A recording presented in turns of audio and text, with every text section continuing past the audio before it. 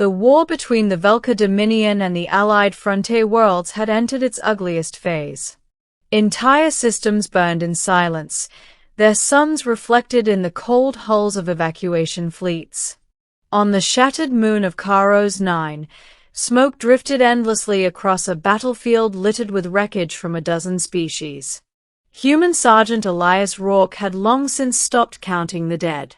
He crouched behind a ruined barricade, plasma scorch marks still glowing faintly on his armor.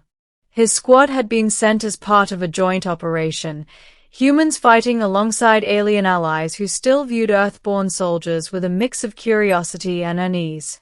Humans were Deathworlders, yes, but they were also fragile by galactic standards. Or so most believed. Movement ahead, crackled the comm. Elias rose, weapon ready, but what he found wasn't an enemy. It was a wrecked Velka command skimmer, burned, half buried in blackened stone. Inside, life signs flickered weakly. Against every instinct drilled into him by years of combat, Elias ran forward. Princess Salith of the Aurelian Concord lay dying. Her people were tall, luminous beings, their silver-blue skin threaded with faint bioluminescent veins. She was barely conscious, pinned beneath twisted alloy, her breathing shallow and irregular. Golden blood pooled beneath her, hissing softly where it touched the scorched ground. Aurelian physiology was notoriously complex. Their blood carried crystalline oxygen-binding cells unlike anything in human biology.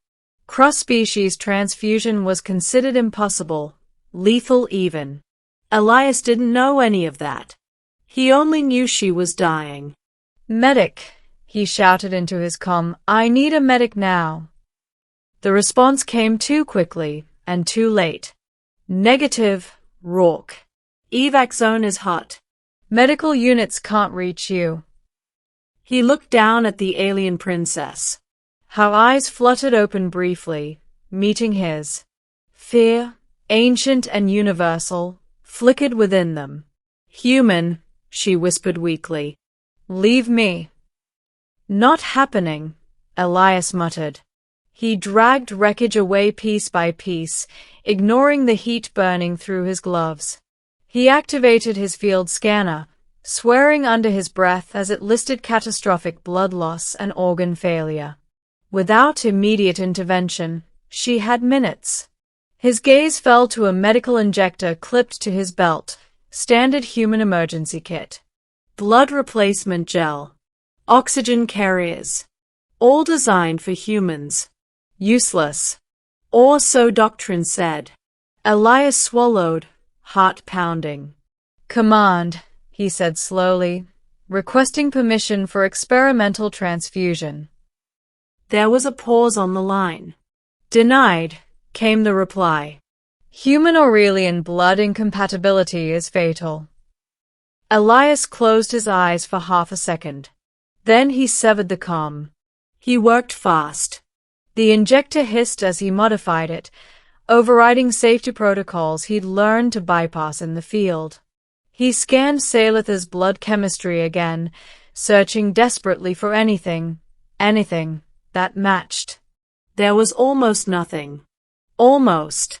Aurelian blood required an external stabilizing protein to prevent crystalline collapse. Elias' scanner flagged a distant similarity in human hemoglobin response under extreme radiation exposure, a quirk of Earth evolution. It wasn't compatibility. It was a gamble. "I'm sorry," he whispered, more to himself than to her. He pressed the injector against his own arm. The needle slid in, drawing dark red human blood into the chamber. Pain flared as the system adjusted pressure, alarm screaming warnings he ignored. Then he reversed the flow.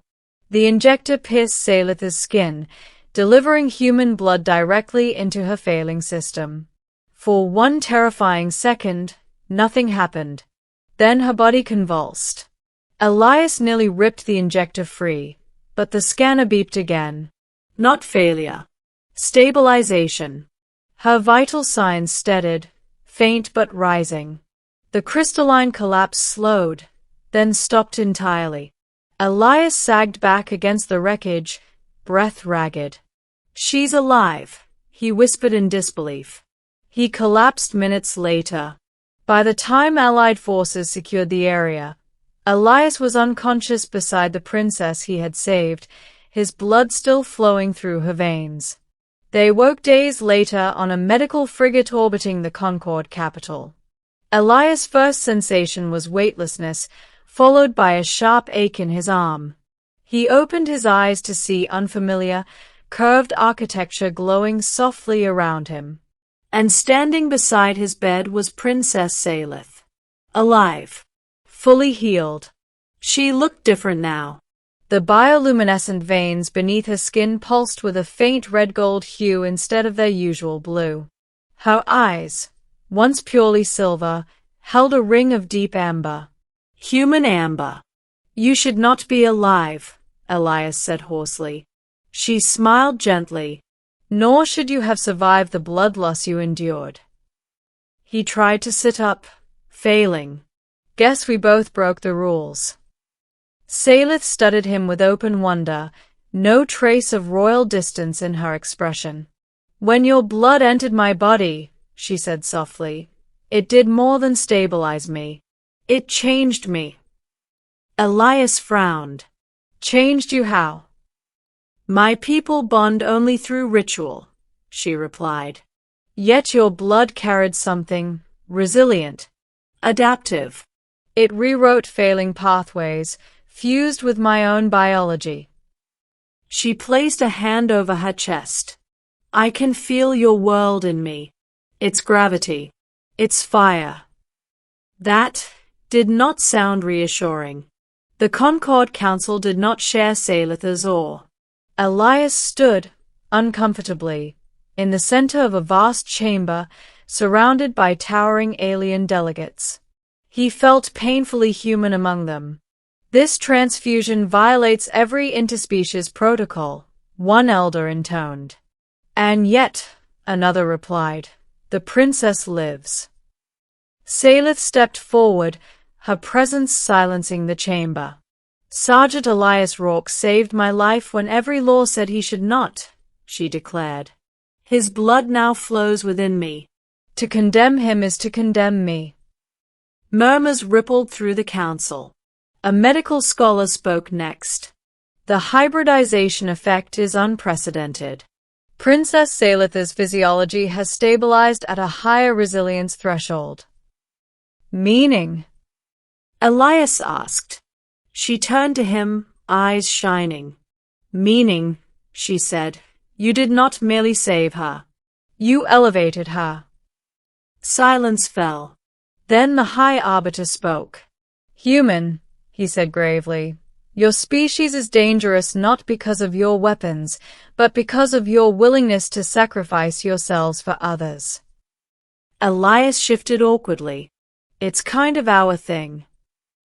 Weeks later, as the war de-escalated under new alliances, Elias prepared to return to his unit. Salith met him on the observation deck, stars drifting slowly beyond the viewport. "You will leave," she said. "Not a question." "Yeah," he replied. "Soldiers don't belong in palaces." She stepped closer. "Your blood binds us in ways my people are only beginning to understand." Elias met her gaze. "I didn't do it to bind you." "I know," she said softly. "That is why it matters." She extended a slender hand, glowing faintly with that red-gold light. "Wherever you go, human soldier," she said, "know this, you are no longer unknown to the Concord. You are proof that humanity is not merely a Deathworld species." She smiled. "But a life-giving one." As Elias clasped her hand, he felt something shift, not in his body, but in the galaxy itself. One act of blood, freely given, had changed everything.